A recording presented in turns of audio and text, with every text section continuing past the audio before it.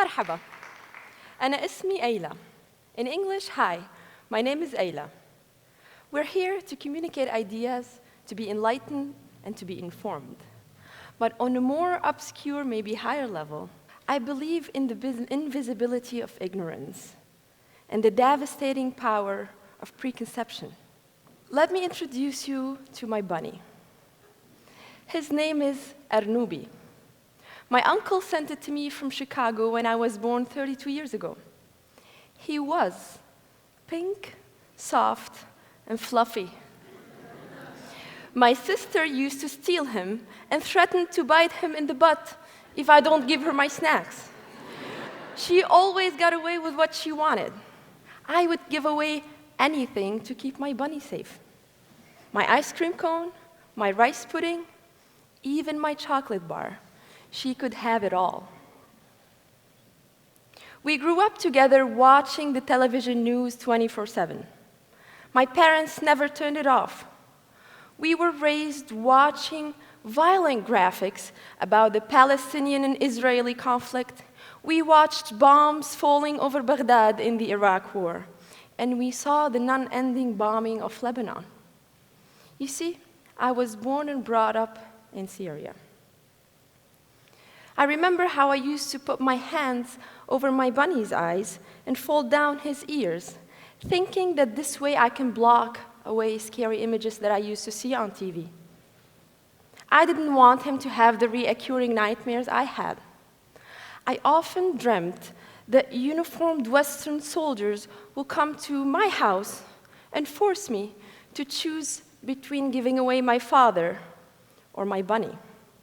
Of course, I always give away my father. This is how much I love this dude. Through no fault of mine, TV taught me that the uniformed soldiers in my childhood nightmares were unfortunately Americans. Fast forward to 2009 and my final descent to the city of good neighbors, Buffalo. I about to start working on my master's degree in architecture at UB. I knew that coming here to obtain higher education will open new doors for me. As my airplane was descending, I couldn't help but worry a little bit as I noticed a mammoth American flag flying proudly. I had never seen a more imposing flag. It looked big, arrogant, and a little bit scary. My mind flashed back on the arms of the uniformed soldiers in my childhood nightmares. Soon, I forgot my fear and I plugged into my studies. I worked hard, and before I know it, I was putting in so many hours that I nearly reached my work authorization limits, which meant that soon I have to go back home. Things had changed since I left.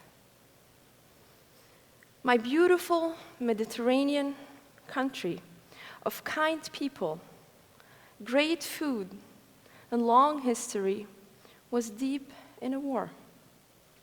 I couldn't sleep. I remember how worried I was before having the courage to go to the office of my employer at Wendell, Don, who's here with us in the room, by the way. Hi, Don. I remember how worried I was before going to his office and ask his help to help me become a permanent resident. To my extreme surprise, he didn't only offer his support, but a full sponsorship. When I received the green card, I also received this lovely patriotic bouquet with the American flag colors from Joe and Marianne, also my boss at Wendell, with this lovely card saying, "To our newest citizen, welcome to America." Another lovely human interaction, person-to-person connection that I made here was with my 96-year-old Buffalo neighbor, Mrs. Taska. Mrs. Taska, she used to welcome me every afternoon with a warm cookie and a cup of tea. She could barely hear, and I couldn't speak English. Perfect match, right? We made amazing friends. We did make amazing friends. These small human interaction and connections with Don, Joe, Mrs. Taska had helped me overcome my fear. I slowly realized that Americans hadn't changed. It was me. I had changed. Watching the news as a child in the Middle East, I subconsciously read Americans and the American flag. They meant war and explosions. Well, isn't it this your reaction now when you hear the word Syria? That's a problem that troubles and fascinates me. When I saw the marches of extremists in Charlottesville, I knew that these people don't represent the Americans that I know, just like ISIS shouldn't represent Syrians. Because I have the great luxury to live here in safety with my husband and son, I no longer fear Americans and the American flag. In fact, when I see the flag now, I remember my friends, not fear. The flag now represents an overwhelming sense of security and respect for the values of the hardworking people I've met here. To me, it means support, encouragement, civil rights, and freedom. I ask myself, why did I assume so quickly? Even as an adult, why did I allow fear to stand in my way? Why do we all allow fear to bind us? Why do we judge so quickly? Sometimes I wish I have a GoPro camera like this guy here to capture fear in people's reactions when I say I'm from Syria. Their faces seem to speak when they're not. Pfft, you're not Syrian. Syrians don't have blonde hair. They don't dress like you do. They're covered in black with explosive belts wrapped around them. Every time I say I'm from Syria, I find myself even apologizing or saying a silly joke to break the ice in the room. I'm here tonight to tell you that Syrians are not scary. We are people just like you, smart, educated, and hardworking, with hopes, fears, and dreams to live close to our families. To me, reality is in statistics. 51% of the Syrian population, that is 11 million persons, is displaced now internally and externally. Families are spread apart. They're forced to leave their homes and their previous lives. 4.8 million are now refugees in refugee tent camps in countries like Lebanon, Jordan, Turkey, Greece, and beyond. In fact, when I visited Syria last month, I only had a couple people to call. My high school friends are now scattered all over the globe. Canada, United States, Europe, Turkey, Far East, the Arab Gulf. I hate this slide. Only a couple of people are left that I know in Syria now. In the neighborhood where I grew up, moms and dads are sending their kids to school, knowing that the school bus might be hit by a rocket fired from extremists. They can't lock their kids at home for more than 6 years. Kids have to go to school. They're brave. My friend Zaina, whom I couldn't put the picture here today because I didn't want to get her in trouble back home, she has 2 different degrees, computer engineering and journalism. She was detained for 3 months just because of a cause she believed in, democracy and human rights. She passed time picking up lice from her inmates' heads. She and her family went through hell. Since 2011, 17,723 persons died in prison in Syria. She was one of the very few that made it out alive. She's brave. Syrians are brave. Only 18,000 out of the 11 million displaced were lucky enough to make it to safety as refugees in the United States. Only 18,000. They lived in refugee tent camps for 3 to 4 years, went through layers and layers of screening. They were questioned by 10 of professional investigators. Kids were separated from their moms and dads, asked the same question, because kids don't lie. Even before the current administration and the travel ban and everything, it has been very, very hard to enter the United States as an immigrant or a refugee. My family's non-existent terrorist background was investigated for a decade and a half before we were able to bring them to safety after the war started. This is very important for the American people to understand. Immigrants and refugees are not terrorists. They are not ISIS. They fled ISIS. So you're probably asking yourself, why am I telling you all these stories about Don and Mrs. Tasca and my bunny? I had preconceived ideas about you, and I know that you do have preconceived ideas about me and my background. We need to put them behind. The images we see, the sound bites we hear, our inherited fear, they all lead to false assumptions that terrorists are the majority. We forget about immigrants and refugees.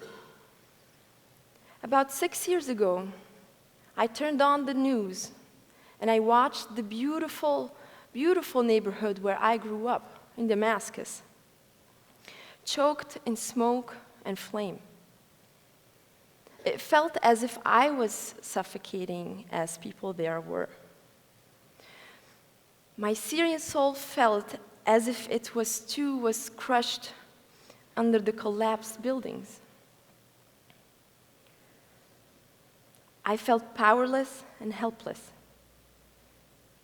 Maybe I can't help Syrians there or refugees there, but I can help maybe people under the same circumstances here. So what I did is I volunteered in the International Institute and I started teaching basic English. You're probably thinking I'm not the best person to be teaching English, but I taught basic English like hello, my name is, things like that, for refugees from all over the globe. Burma, Cuba, Iraq, and yes, some Syrians. They started arriving. I was very, very happy and excited. I went and I gave away my phone number, told them, call me if you need anything. And before I know it, I was waking up every morning to more than 240 text messages, asking all kinds of questions, like, can you read this mail for me? Can you help me get a driver license? My 17 years old wants to go to ECC. Would you help me fill up a school application? My daughter wants to work at Tim Horton. Can you help me fill up a job application? All kinds of basic questions that we all take for granted. I couldn't do it all by myself. It was overwhelming. So I started reaching out using social media. And the response that I got from Americans and Arab people in the United States was even more overwhelming. And for those of you who know me, I am a super messy person. I needed to organize this effort. And this is where the idea of BAB, or build a bridge, came from.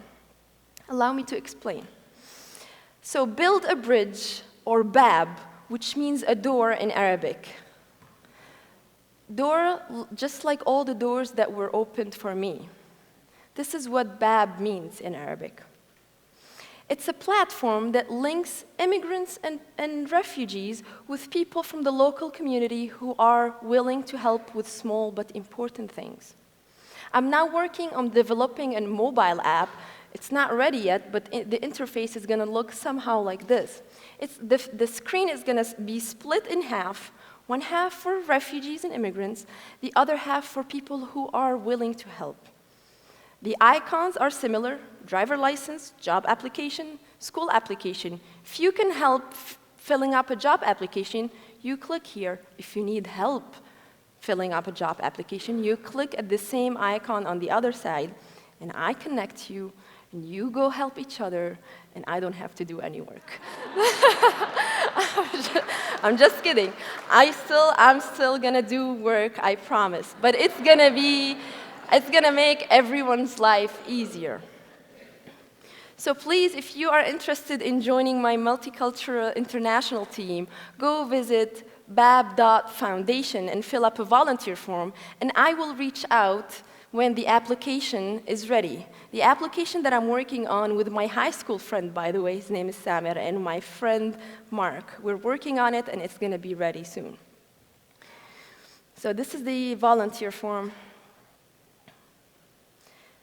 I know you guys already know that better than me, but allow me to remind you. This country was built with layers and layers of fresh ideas from hardworking, brave dreamers who often came here through all kinds of terrible circumstances.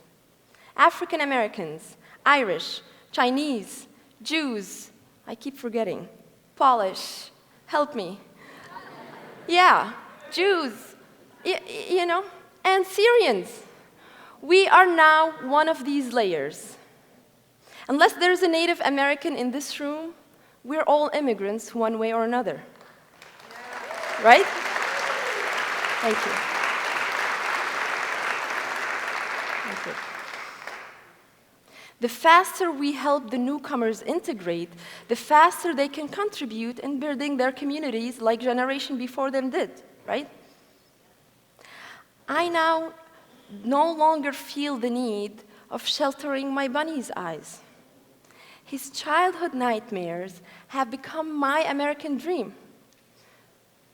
One dream is that my little American boy will not be judged or bullied for who he is, and that he will be proud to say that his mommy is from Syria. Another dream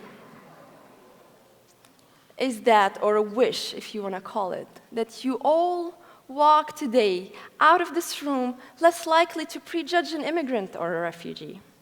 We are all more than we look like, right? Or what you see on TV. Thank you.